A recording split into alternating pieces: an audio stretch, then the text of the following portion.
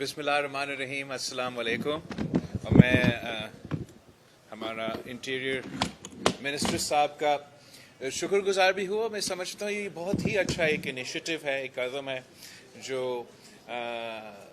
سرفراز بھٹی صاحب نے لیا ہے کہ ہمارے جو پاکستان کے شہید ہیں, جو دہشت گردی کا شکار ہوئے ہیں, ہمارے جو سیاستدان رہے ہیں, ہمارے جو پولیس رہے ہیں, ہمارے جو لائرز رہے ہیں, ہمارے جو ججز رہے ہیں, ہمارا جو فوج کے سپاہی رہے ہیں, سب کے سب دہشت گردی کا مقابلہ کرتے ہوئے اپنے شہادتیں بھی قبول کی, اور اس جدوجہد کے نتیجے میں پاکستان میں امن قائم ہوا. دہشت گردی کو پاکستان سے تقریباً ختم کر دیا گیا تھا. اب ایک افسوس کے ساتھ ایک ایسا فیصلہ لیا گیا جس میں وہ تمام جو جدوجہد تھا, جو آپریشنز تھے, اس کو ایک طریقے سے انڈرمائن ہو گئے ہیں. اس لیے اس وقت جب یہ ٹرانزیشن افغانستان میں ہو رہا تھا تو پارلیمان سے پوچھے بغیر, پاکستان کے عوام سے پوچھے بغیر ایک فیصلہ لیا گیا کہ جن دہشت گردوں کو آپ کے فوج نے, آپ کے پولیس نے, آپ کے عوام نے قربانی دے کے ہروایا, ان کو انگیج کیا گیا. ان کے جو قیدی جہاں پاکستان میں موجود ہے, جو سنگین دہشت گردی کے واقعے میں ملوث تھے, ان کو پاکستان کا جیل سے نکالا گیا. افغانستان میں جو دہشت گرد پاکستان میں دہشت گردی کے سنگین واقعے میں ملوث تھے, وہ ان کا جیل سے نکل چکے. پھر خان صاحب نے ان کو دعوت دی کہ آئے واپس پاکستان کے قبائلی علاقوں میں, جنہوں نے ان کا مقابلہ کر کے ان کو بھگایا, وہاں ان کو واپس دعوت دیا گیا کہ آپ آئے اور ادھر رہیں ہزاروں کی تعداد میں. یہ جو سٹیٹمنٹ ہے خان صاحب کا آن دا ریکارڈ ہے. جب ہم حکومت میں تھے, خان صاحب اپوزیشن میں تھا, تو ہی ہیز پبلکلی ایکسیپٹیڈ کہ یہ جو لوگ تھے افغانستان سے, ان کو ادھر پاکستان میں ایک بار پھر مسلط کرنا تھا. اور اس اسٹریٹجی کے نتیجے میں, اس فیصلے کے نتیجے میں, پاکستان آج ایک بار پھر دہشت گردی اور جگہ جگہ اب نظر آ رہا ہے. اور ہمارے فوج, ہمارے پولیس آج بھی دہشت گرد کے نشانے پہ ہیں. اور پاکستان کے عوام کو یہ سوچنا چاہیے, پاکستان کی ریاست کو یہ سوچنا چاہیے کہ یہ کیسے ہو سکتا ہے, یہ کیسے ہو سکتا ہے کہ جو ایک ملک کا پالیسی تھا, جو ایک مسلسل ایفرٹ کے بعد ہم نے اپنے ملک کو ان دہشت گردوں سے پاک کروایا, یہ کیسے ممکن ہے کہ پارلیمان کا اپروول نہ ہو, پاکستان کے عوام کا اپروول نہ ہو, اور راتوں رات ایک ایسا یو ٹرن لیا جائے جس کا اثرات آج بھی پاکستان کے عوام بھگت رہے ہیں.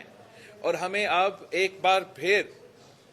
ان دہشت گردوں کا مقابلہ کرنا پڑے گا, ایک بار پھر شکست دلوانا پڑے گا.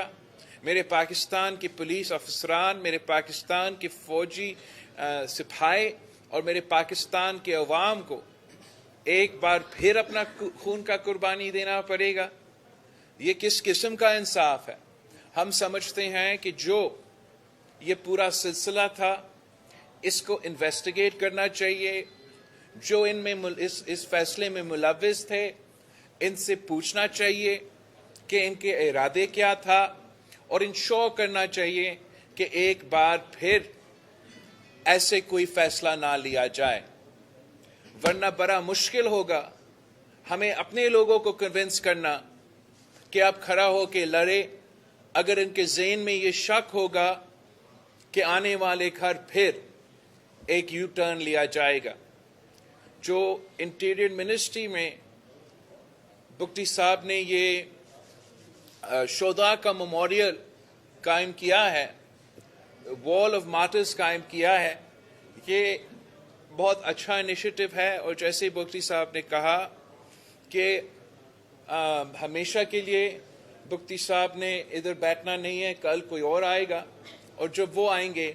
ان کو بھی یاد دلوایا جائے گا کہ پاکستان کے وہ شہید جن کے لیے ہم آج بھی ان دہشت گردوں کا مقابلہ کر رہے ہیں۔ تو ہم اس انیشیٹو کو کمپلیمنٹ بھی کرتے ہیں، اور ہم سمجھتے ہیں کہ جہاں بھی اچھا کام ہوتا ہے اس کا تعریف ہونا چاہیے، اور ہم بگٹی صاحب کے شکر گزار۔ جیسے آپ نے بھی کہا، عرفان صاحب کے فیصلے کا ذکر کیا، اور طالبان کی جو افغانستان میں حمایت کی گئی اس کے نتیجے میں دوبارہ دہشت گردی پاکستان میں آئی۔ اب آپ کیسے انیشیٹو دیکھتے ہیں جو جہاں پہ پاکستان مہاجرین تھے ان کو بھی واپس بھیجا جا رہا ہے، اور دہشت گردوں جو پناہ گاہیں افغانستان میں لیکن افغان تعلق کو ابھی تک سینچریز کو جو ہے ان کو پناہ دیا، اس کو آپ کیسے دیکھتے ہیں؟ کیونکہ یہ کمٹمنٹ تھی دنیا سے کہ ہم یہ ختم کریں گے۔ تو آپ کا بہت اچھا سوال ہے، میں اس کا جواب اس طریقے سے دوں گا کہ میرا جو پریفرنس ہے یا جو میرا پرائیورٹی ہے وہ لوگ ہیں، وہ دہشت گرد ہیں جو پاکستان کے سنگین دہشت گردی کے واقعے میں ملوث تھے، اور ان کو پاکستان واپس بلایا گیا، ان کے لوگوں کو پاکستان واپس بلایا گیا۔ اب میرا خیال میں وہ ہمارا پرائیورٹی ہونا چاہیے کہ ان لوگوں کو ہم نے قانون کے کتارے میں کھڑا کرنا ہے۔ جہاں تک افغانستان کے ساتھ تعلقات ہیں، جہاں تک افغانستان کے ساتھ ہمارے ایشوز ہیں، وہ ہمارا امید ہے کہ ہم مسلسل انشاءاللہ ان کے ساتھ انگیج کرتے رہیں گے۔ ہم نے بھی اپنا دور میں ان سے انگیج کیا، اور امید ہے کہ آج بھی ان سے انگیج کر رہے ہیں۔ نہ پاکستان نہ افغانستان دہشت گردی سے پاک ہو سکتا ہے جب تک ہم مل کے ان کا مقابلہ کریں۔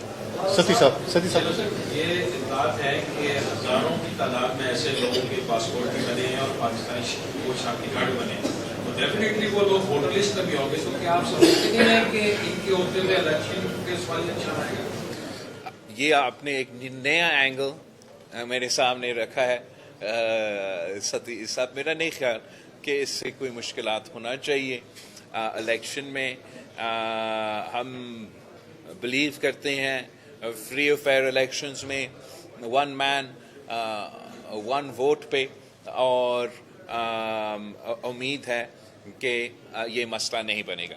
الیکشن۔ صحیح صاحب اچھا غلامی صاحب یہ بتائیں کہ 2008 سے ہم دہشت گردی کا مقابلہ کر رہے ہیں، آج 2023 ہو گئے، ابھی تک کیوں نہیں ہم قابو پا سکے؟ کیا وجہ آپ وزیر اعظم سے افغانستان کی ہماری پالیسی کیوں نہیں تسلسل جو ہے وہ اختیار کر پا رہے؟ میرے خیال میں نے تو ایکسپلین کیا کہ میرے نظر میں ہم کیوں اس پوزیشن پہ آ چکے ہیں، اور وہ it goes back to that فیصلہ کہ عوام کی اجازت سے بغیر، پارلیمان کی اجازت کے بغیر جو انیشیٹو لیا گیا پی ٹی آئی کی حکومت میں، اس کے نتیجے میں ہم آج ایک منٹ کرن صاحب، میرا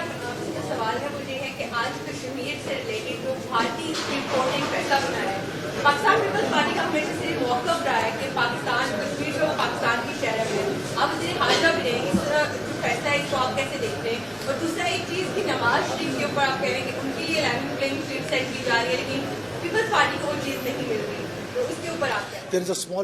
ہم سیاسی سوال کے جواب نہیں دیں گے، ہم بگٹی صاحب پہ کوئی مشکلات پیدا نہیں کرنا پڑیں گے، لیکن کشمیر کا جو سوال ہے اس کے میں ضرور جواب دینا چاہوں گا کہ یہ ایک بار پھر ثابت ہو گیا ہے، اگر ایک مزید ثبوت کی ضرورت تھا تو مزید ثبوت مل چکا ہے کہ جو بھارت ہے وہ انٹرنیشنل لاء کو इंटरनेशनल लॉ नॉर्म्स को, यूनाइटेड नेशंस के पोजीशंस को नहीं मानते और जो दुनिया की ताकतें हैं उनको सोचना पड़ेगा कि वो कब तक अपना दोस्त का इस किस्म के रवैया को कबूल करेंगे जहां वो इंटरनेशनल लॉ को, यूनाइटेड नेशंस रेजोल्यूशंस को बार बार वायलेट करते रहते हैं। भारत का पार्लियामेंट हो, भारत का अदलिया हो, वो यूनाइटेड नेशंस के सिक्योरिटी काउंसिल्स के रेजोल्यूशंस को रीराइट नहीं कर सकते हैं, वो इंटरनेशनल एग्रीमेंट्स को रीराइट नहीं कर सकते हैं। वो अपने आप से जितना भी झूठ कहें, वो जितने भी बार ये अपने अवाम को और दुनिया को बताने की कोशिश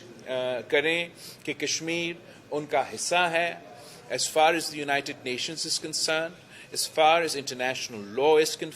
concerned, Kashmir is a disputed territory to be solved in accordance with international Ahmad law. एक मिनट आपने हमारे लिए पीटीआई गवर्नमेंट ने प्रेसिडेंट से मुज़ाकरात का आगाज किया, क्या उनके खिलाफ कोई कार्रवाई का और के पीटीआई गवर्नमेंट ने जो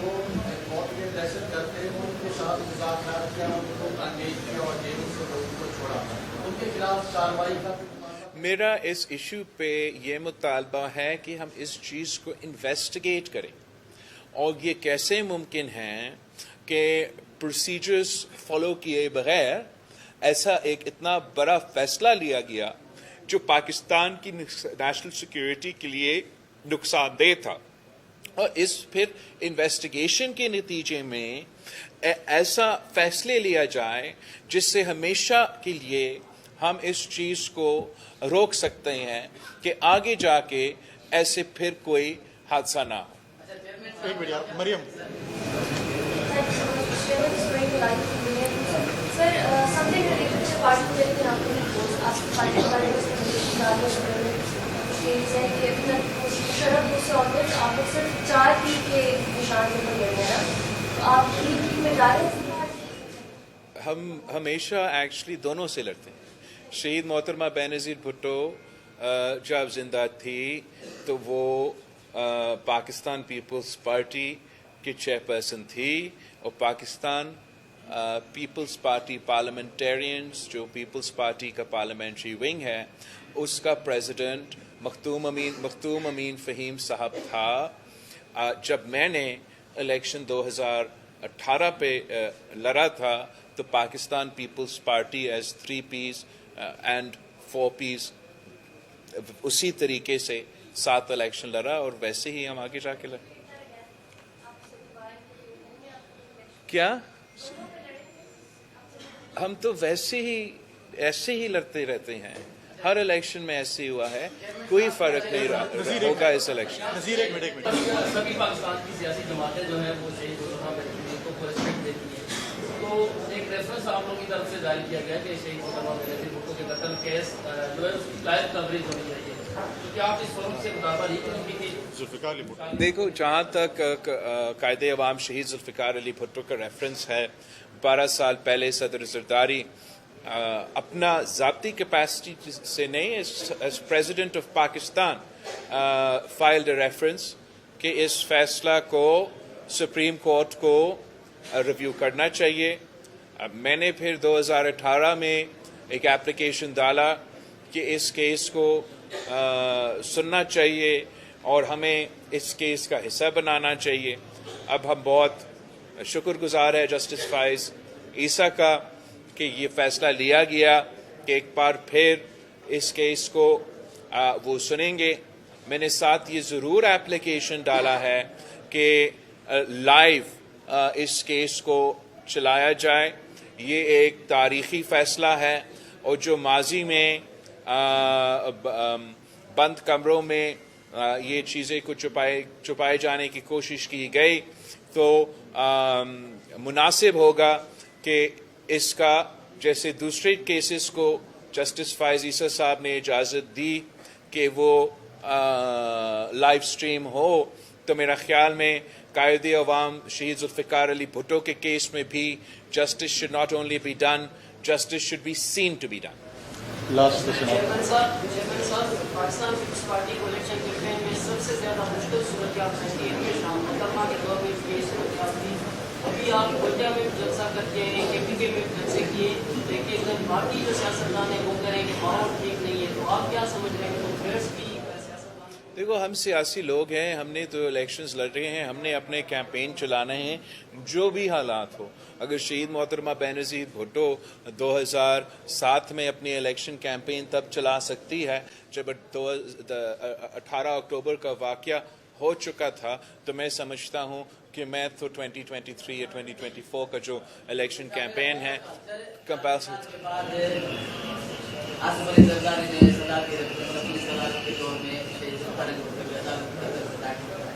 अभी कल हेरेंगे, आप नहीं समझते कि ये भी दहशतगर्दी का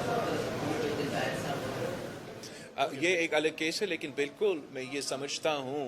कि तारीख को दुरुस्त करने के लिए जो भी इस केस में शरीक थे, सहूलतकार थे,